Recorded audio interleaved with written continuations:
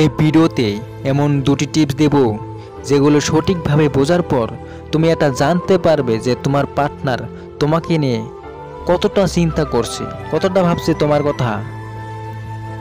যতটা তুমি ভাবো ওর সম্পর্কে ততটা কি শিওর সম্পর্কে ভাবছে?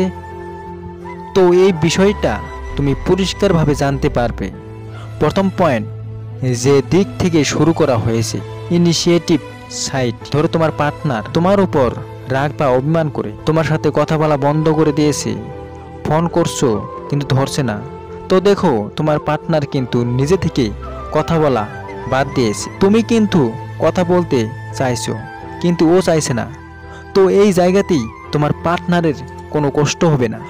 তুমি ওকে নিয়ে সব সময় চিন্তা করবে কিন্তু ওই তোমাকে নিয়ে কখনো চিন্তা করবে না।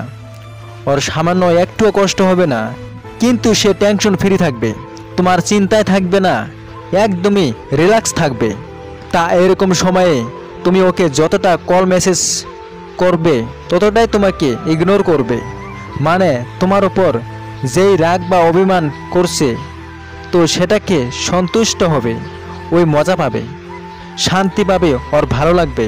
তাই তোমাকে নিয়ে চিন্তা করার কোনো প্রশ্নই ওঠে না। দেখো সাপ্লাই কিন্তু কম করছো তোমার পার্টনার, এবং সাপ্লাইটা চালু করার ক্ষমতাও কিন্তু তোমার পার্টনারের হাতে। তাই ও যখন চাইবে তখনই কিন্তু আমার কথা বলা শুরু করবে। তাই যেরকম তোমাকে নিয়ে চিন্তা করবে না, তুমিও শুধু এটা দেখবে যে তোমার পার্টনার কি করে, মানে তোমার পার্টনারের সঙ্গে যখন এরকম ঘটনা ঘটবে বা তোমার ওপর রাগ করবে, তোমার সঙ্গে কথা বলা বাদ দিয়েছে, তাহলে ভাববে যে ওই তোমাকে নিয়ে একটু চিন্তা করছে না।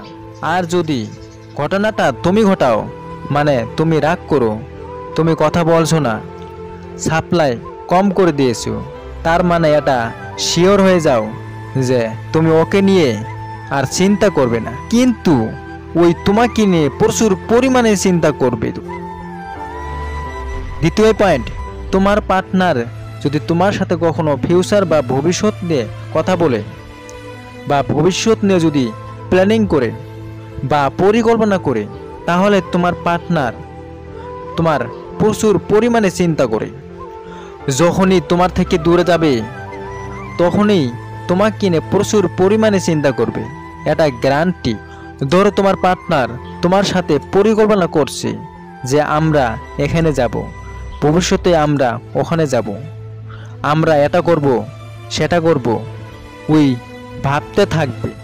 তো যদি ফিউচার নিয়ে তোমার সাথে এরকম পরিকল্পনা করে থাকে, তাহলে তুমি 100% নিশ্চিন্ত থাকো, যখন তোমার থেকে দূরে যাবে বা দূরে থাকবে তখনই তোমার কথা প্রচুর পরিমাণে ওর মনে পড়বে, প্রচুর পরিমাণে তোমার কথা ভাববে, এবং তোমার থেকেও বেশি পরিমাণে ওই তোমাকে মিস করবে।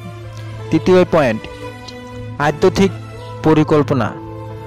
ধরো তুমি তোমার পার্টনারের থেকে দূরে আসো, তো তখন হঠাৎ করে ওর নাম কোথাও তুমি দেখতে পাচ্ছ বা ওর সাথে যুক্ত কোনো কিছু তুমি দেখতে পেলে, বা মোবাইল ঘাঁটছো, হঠাৎ করে ওর ছবি এসে গেল, ওর সাথে যুক্ত কোনো কিছু হঠাৎ করেই যখন তোমার সামনে আসবে, মানে তোমার চোখে পড়বে, তো সেই ঘটনাকে আমরা কি বলি?